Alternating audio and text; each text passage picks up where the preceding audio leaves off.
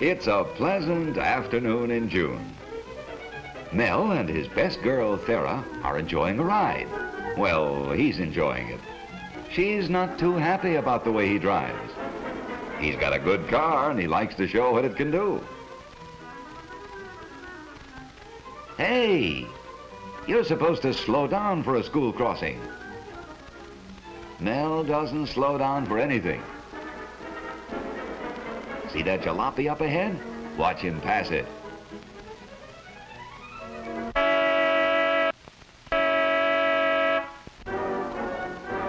These boys have their opinion of such big shots. Uh-oh. Perhaps Mel's not such a big shot after all.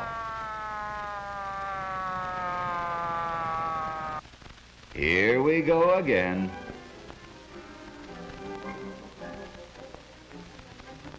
He's used to this.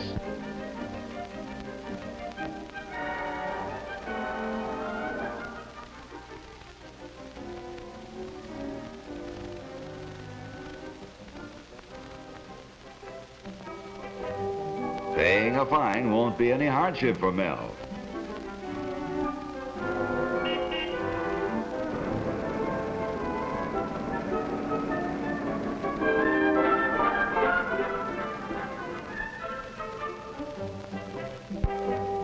A ticket doesn't mean a thing to a phony like that. Mel's determined to overtake the jalopy and cut the driver down to size.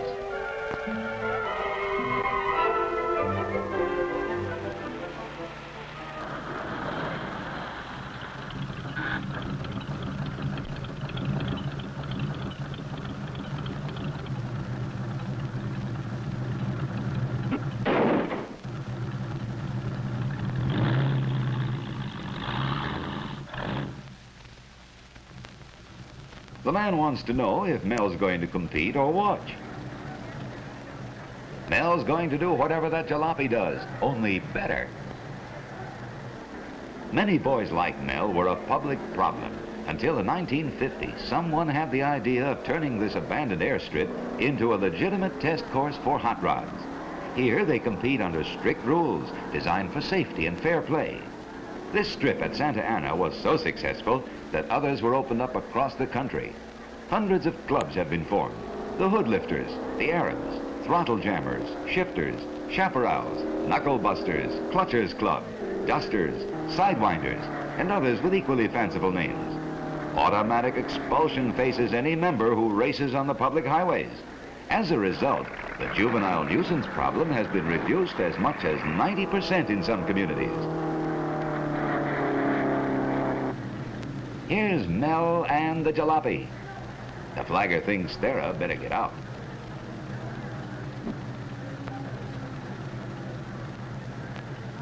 There they go.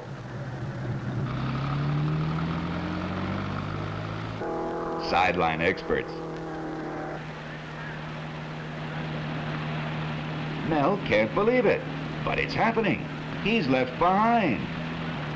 Far, far behind. He's humiliated and angry. His one thought is to find Thera and get away. There she is, talking to the fella that just beat him. He's giving her his card, and she's taking it. This is the last straw.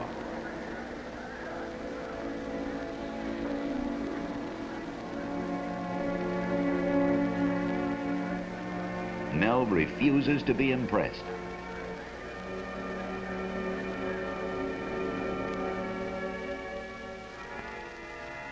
His defeat by the jalopy was a challenge he has accepted. He'll have some tall explaining to do about this heap of junk he's bringing home.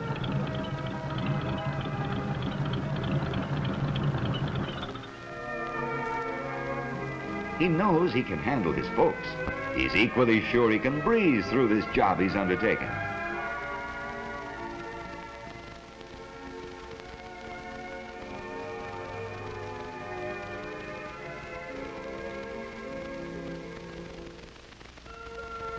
In the next weeks, he learns a lot.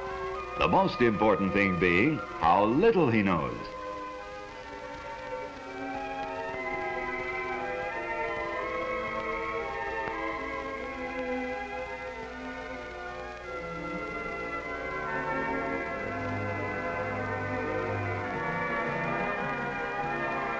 He makes one trial run after another when nobody's around to see him fail.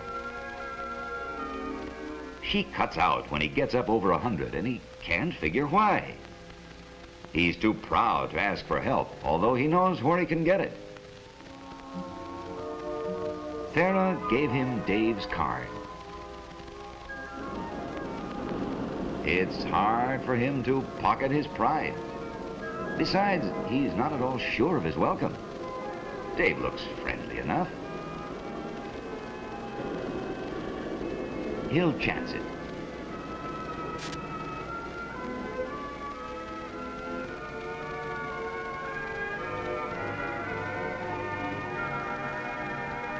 Wow, what a motor!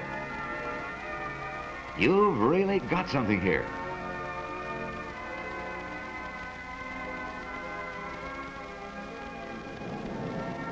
Dave thinks Mel ought to enter the big timing meet. They think Mel could turn 150 miles per hour. He hasn't made 120 yet. That's because he needs new wiring and new plugs. Also, he should put in a third carburetor, install an alcohol system, and run on nitro. They'll be glad to help him. Their generosity astonishes Mel. He's joined the fraternity where the car's the thing.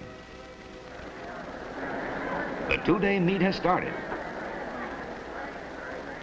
Here at Lake El Mirage, the object is not to race car against car, but to see which can obtain the highest speed in its class. The event gives these boys an opportunity to test the cars they've modified for speed and general performance. Many contestants come and spend the night. Among them, Dave and Mel.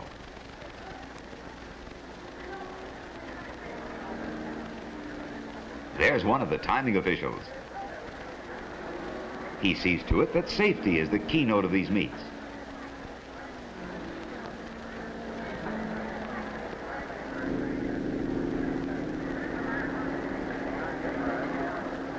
Inspectors is rigid.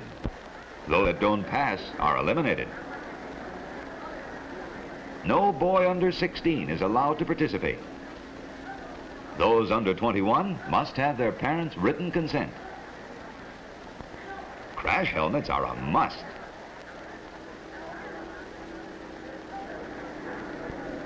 As are safety belts. Accidents are few, but no car is allowed to start unless the ambulance is standing by at the finish line. Since daybreak, the starter has been sending out the cars. This streamliner is next. The loudspeaker tells him to get underway. Very few of these cars have self-starters. He's away! And up to speed as he enters the track. He breaks the first light beam, sets the timing machine in operation.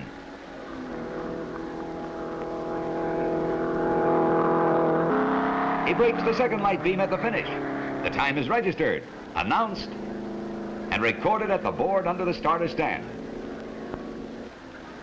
Car after car goes out.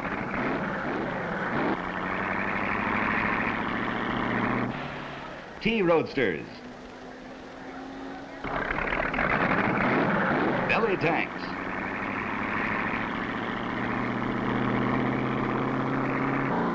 Chopped coupes. Highest speed made today, 168.127 miles per hour. Car 138C, you're next. That's Mel. His hands tremble as he puts on his crash helmet. The official wishes him luck. 138C, take her out. He's on. The car fishtailed at the takeoff. But his stiff arms are back to the course. Phew, that was close. Hold her steady, Mel. He can see the reason for the safety belt now. Sweat's running down the back of his neck, and his helmet weighs about a ton. This is no smooth concrete strip he's traveling. The dry lake bed is full of ruts and bumps.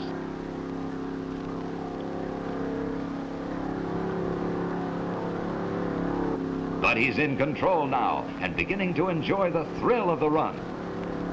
He begins to drop off. Now he's in high and praying he'll get past 6,000 revolutions per minute going through the traps.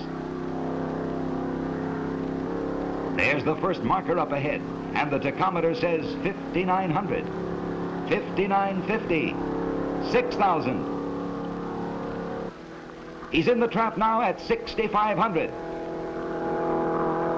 The best he can do. He's out.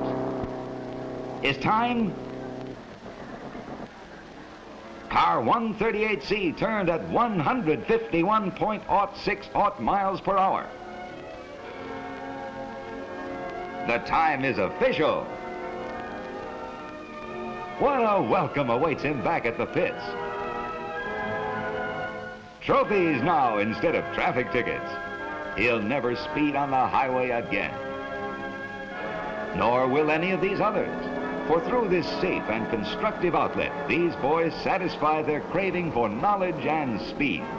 Out of their ranks come the engineers who develop improvements for your car and mine, who create new designs and affect economies. These boys of today are the men of tomorrow.